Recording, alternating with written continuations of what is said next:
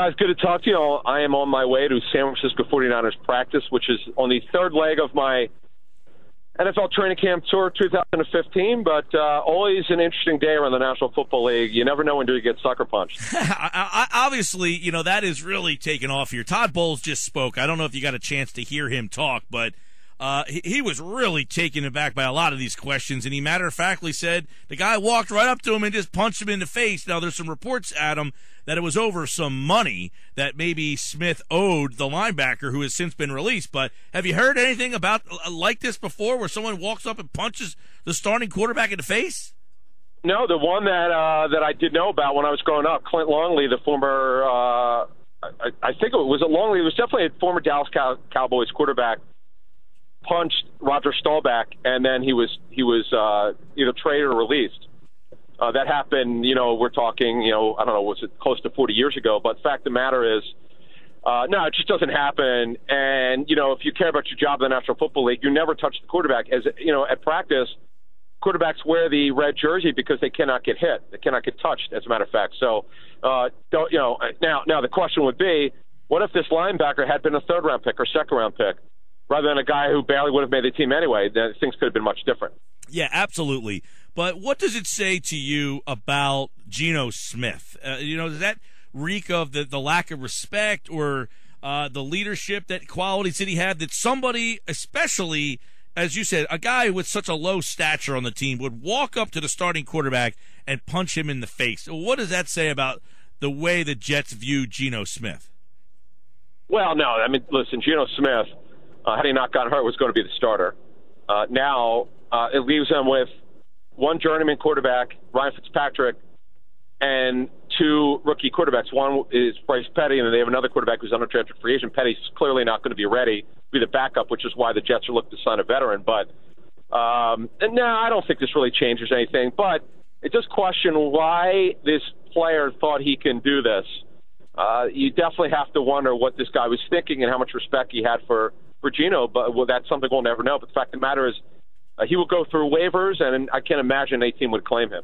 I know you've been doing some training camp tour stuff. I do want to get your thoughts on what we'll see tomorrow with Deflategate. Are we going to finally get a resolution to this? I know they're pushing for some sort, they want them to settle here. Do we think that something will come out of this tomorrow? No, I don't think there's any way that there will be a settlement. I'd be stunned because Brady is not going to take even a game suspension. That's kind of what I've heard consistently from people who know what's going on with this thing. So no, I don't see that. Then there'll be a second potential settlement hearing the following week. I don't think that's going to get it done. So guys, no, I just don't see. I don't see this getting done. I don't see a settlement, and we'll have to see what Judge Berman does. All right, let me come back close to home here. We got Sam Bradford getting ready, I guess. Now, Chip Kelly did not say that he'll play on Sunday, but I guess the anticipation is that he will play, Adam. What are some of the things that you're hearing about Sam Bradford, in the training camp or the OTAs and the mini camps? People were kind of mixed on how he looked. He seems healthy. Are the reviews so far positive on Sam Bradford? Yeah, the reviews are good. Some days great, some days just good. The true test for him to see if he's all the way back will not be in training camp. It'll be during a preseason game when you can hit the quarterback, when he gets thrown to the ground. How does the knee react? Is there any swelling? There's no swelling right now, but typically with ACL reconstruction, especially when you have it for the second time, you're going to have swelling at some point. But so far, so good. Well, again, we're not going to be able to judge truly where he is, but he's certainly making really good progress. And the thing that I thought was noticeable being at camp for a couple of days, that he went from that bulky sleeve bulky brace to a sleeve. He's now wearing a sleeve on that surgically repaired left knee. So obviously, a lot of people at the time weren't sure about the trade because of his injury history, which is obviously fair to say that this guy's been hurt. But player for player, is Sam Bradford, is it noticeable when you are on the field watching these guys that Bradford is a more talented player than Nick Foles, or is it not as evident as their draft statuses would indicate? Mike, I think when you really look at this, it's very clear Sam Bradford is a better arm talent than Nick Foles. I don't think anyone would argue that. What people would argue is how much better he is, and we're not going to know that because Bradford has not played since October 20th, 2013, a regular season game. And, by the time he starts this fall, it'll be nearly 24 months. It's just, it's almost unheard of. And that's why the Eagles, my understanding is they like to do a bridge contract with him, get him signed through 2016, get the pressure, just get this off the back burner, just get this deal done. But it's going to be hard because they're not even remotely close on a long-term deal. That clearly is not going to work. And it's because they cannot find a comparable contract that would work for both sides. If you do a one-year deal, that's more palatable, define maybe playing time bonuses besides a heavy base salary and besides a heavily guaranteed contract. That to me would have more of a chance, but let's put it this way, it still won't be easy. It's a long shot, but the Eagles really want to get something done with him. Well, obviously that would make sense for the Eagles to try to do something. Does it make sense for Bradford, though? Yeah, that's the thing, because he's got all the leverage here. He had the $50 million guarantee in his rookie deal. He's on the fun. He kind of holds all the cards here. So let's put it this way, guys. I just think that when you really look at it, if you're Sam Bradford, do you really want to do it? But here's the thing, though. This offense is similar to what he played in at Oklahoma. He's very comfortable here. I think he really likes the offense. And that it's really up to him right now. It's not so much up to the Eagles. I think it's really up to him whether he wants to do something or not. All right, we're talking with Adam Kaplan, ESPN NFL Insiders. Of course, the Eagles getting ready for the Colts on Sunday. A lot of NFL stuff going on. But obviously, here locally, there is, with this Boykin trade and now Shepard getting hurt, are the Eagles looking around, or do they like what they have at that third corner position? They've lost. They're down 2 corners, obviously, with the trade of that Shepard's ACL injury. They were really deep at corner before that. There's an undrafted free agent they like who's in camp, who's done really well. You have different combinations for the nickel corner. I think they'll continue to look at that and reevaluate it. But what they'll do is what most teams do is they want to get to the preseason and see how the backups look, and that will ultimately determine whether they sign someone. Because whoever they would sign, Mike, is going to be a backup, is going to be a 4th or 5th corner at best, and would have to work into that role. So I don't see anything that's on the front burner right now. Yeah, and obviously, they moved Eric Rowe, took some snaps in the nickel today at practice. I'm interested, what their overall plan is for him, because he played some safety in college. They moved to corner. They seem to play him at corner. Now today they moved him to nickel, so he would be a guy that I think is kind of interesting. What is their overall view when they drafted him in the second round? Well, he was going to be a corner first and safety down the line if needed, and they never really thought of moving him inside. But there's nothing wrong with doing that. I remember talking to Byron Maxwell about this. When he was first drafted with the Seahawks, one of the first positions he learned was slot corner, and you saw what he did last year to Jordan Matthews. I mean, he shut him down. We played almost inside the entire game, which he's never done before, and he shut Matthews down. So I think it's a smart move. Now it's not going to be easy for him because he hasn't played it before, but it's some cross-training in the National Football League, something that teams do. You see the Eagles doing it on the offensive line. This is something you have to do because of injury. What about their offensive line? Is this, they didn't do a lot to upgrade this spot. In fact, they got rid of 2 starters from a line that was a little leaky last year, Adam. Yeah, in the last 2 years, they've not drafted an offensive lineman, which to me is almost unheard of. But they did like several interior linemen. There are 2 or 3 of them they really liked. Mitch Morse from Missouri was a kid that they really liked. He went in the second round to the Chiefs, I believe.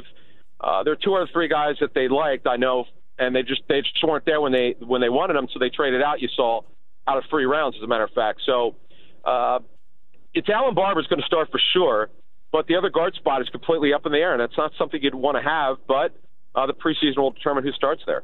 I know, obviously, you've been traveling around to different camps. You said you're on your way where? San Francisco? Yes, I am very close to Niners camp, and I'll see Raiders and Niners tomorrow.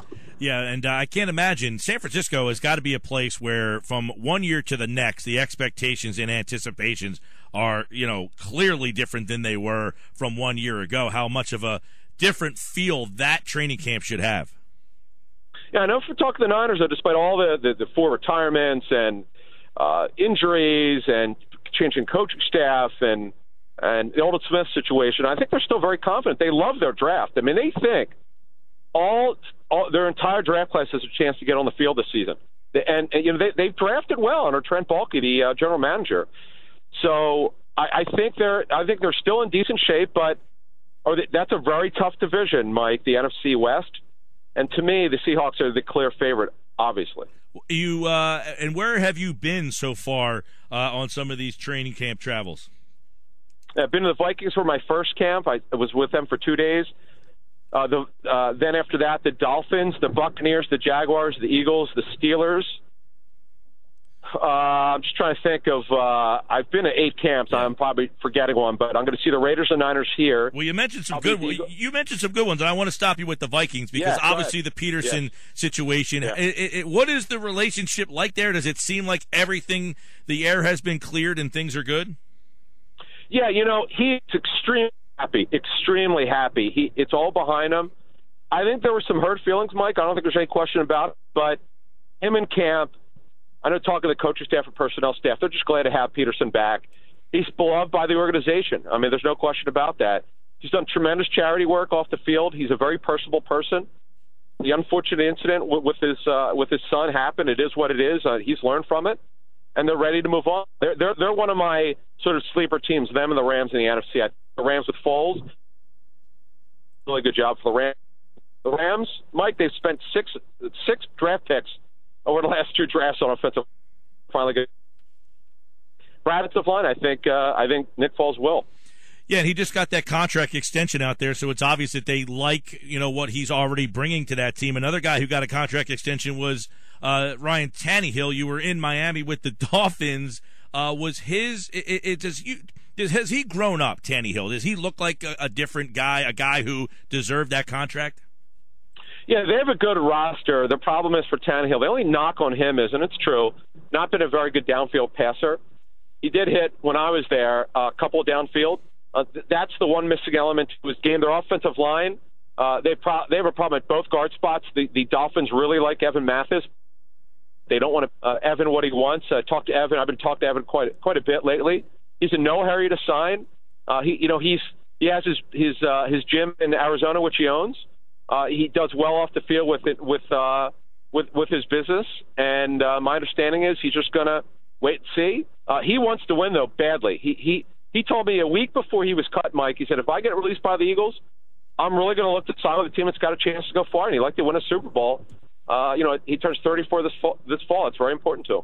That would be interesting to keep an eye on him, and maybe he's one of those guys that comes in somewhere during the season and looks for a team that had an injury because, you wonder I guess the Eagles are not interested in bringing him back in any stretch of the imagination. No, not at all. No, but is Moffitt the guy that they hope wins that that job that he vacated? Well, I guess Barbery's going to play his spot, but Harriman's, is Moffitt the guy the Eagles hope win that job? Well, Matt Tobin would be the favorite going into it, but he is not. Like last summer, actually, Mathis told me, it was interesting, Evan told me that he was the best offensive lineman in camp. That was including himself and Jason Peters. It was just unbelievable. And then he suffered a high ankle sprain, Tobin did, and he was never the same. He came back too early. Chip talked about it. He came back earlier than they thought he would, but he just wasn't right, and he has not won the job yet. And again, preseason will determine who starts there. We're talking with Adam Kaplan, ESPN NFL Insiders. And, man, we're jumping all over good stuff here. Pittsburgh, they got Boykin now. Their defense still a mess, but offensively maybe one of the best teams in football. Does that team at that camp have a Super Bowl feel? Biggest problem is the defense. Todd Haley, their offense coordinator, has done a great job. I talked to Haley about it and their offense, and he thinks that they left at least 35 points on the table, so to speak, where they could shore things up, especially in the run game in the red zone area. I know he wanted to prove that. But I think in the end, Mike, I think the problem with the Steelers is the secondary, and that's why they wanted Brandon Boykin badly. And give the Eagles credit, Mike. The Eagles held out for the price, and they got it. It's interesting you say that because a lot of people wondering if the Eagles – if they held on to him. That was a question today. If they could have held on to him and let him play a little bit, did they think they would have got better deals? Chip Kelly kind of poo-pooed that question. No, right? No way. I was talking to the Seahawks last night, the Seahawks source who said that. We're just talking about that deal specifically. He wanted to know what I thought about Boykin because he went to the Steelers. He knew I was at that. He said, you never give up more than a 6th or 7th round pick for guys on the final year of his deal unless you think you're going to extend his contract. Because think about it, he could walk. Right. He could walk after this deal, and they would if he sees 60% of the snaps. It's ridiculous. There's just and Boykin's a good player. I know he didn't have a good season, but let's face it. Malcolm Jenkins was good, not great. No one else really had a good season at defensive back for the Eagles. So they've now with their new coach, Corey Unlin, the players rave about the guy. We'll see how good their secondary is. Your thoughts on Jameis Winston down in Tampa? Is he clearly the guy? Oh yeah, then that was over with. It's not about Jameis on the field. He's been tremendous. He struggles against the blitz, Mike, every once in a while, but he just has to do the right things off the field. And from everything I've been told so far, it's so good. All right, and you know what? You said you were down in Jacksonville as well as another one. Blake Bortles there, obviously the first pick a couple of years ago. Difference from him, I know GM Dave Caldwell said night and day. Did you see that as well? Yeah, I talked to Caldwell about it. He's really happy with it. And what Dave Caldwell did, the general manager, is he really improved their offensive line. They're now 9 deep in the offensive line. They drafted T.J. Eldon, the running back, in the 2nd round from Alabama, who will be their starter. They're going to have a really good running game. The only problem is they're a little bit late at wide receiver. And on defense, losing their first-round pick, Dante Fowler, was devastating. They're very late at defensive end. But they will be improved. Will they be a 7 or 8 win team? That remains to be seen. Adam Kaplan's with us as he's on his way to the Bay Area to check out those two teams, San Francisco and Oakland, always locally here with the Eagles. As we know, they get ready to take on the Colts this Sunday at 1 o'clock on 97.3 ESPN. Safe travels, Adam. Always a pleasure. We'll talk to you during the season, pal. Thank you.